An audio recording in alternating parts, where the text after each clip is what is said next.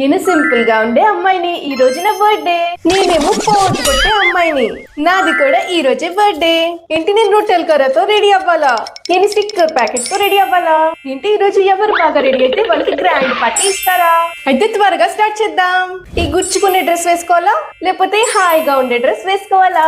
బాబో, ఈ గుచ్చుకునే డ్రెస్ నాతో కాదు, ఈ సింపుల్ డ్రెస్ వేస్తా. ఈ గుచ్చుకునే డ్రెస్ పెద్దగా ఇష్టం లేదు, కానీ బర్త్డే కదా, అందరూ నన్ను హీరోయిన్ లా ట్రీట్ చేయాలి. గుచ్చుకున్న డ్రెస్ వేసుకోవాల్సిందే.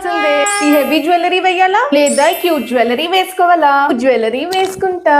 నా దగ్గర ఇన్ని కాస్ట్లీ జ్యువెలరీ ఉన్నాయని చూపించుకోవాలి కదా, ఈ జ్యువెలరీయే వేసుకున్నా. ఐ లైనర్ వేసుకోవాలా లేదంటే ఐ షాడో వేసుకోవాలా?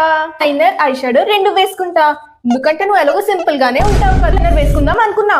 లిప్స్టిక్ వేసుకోనా, లిప్ అండ్ చిక్ టింట్ వేసుకోనా? Lip and cheek tint. నేనైతే లిప్స్టిక్ వేస్తా.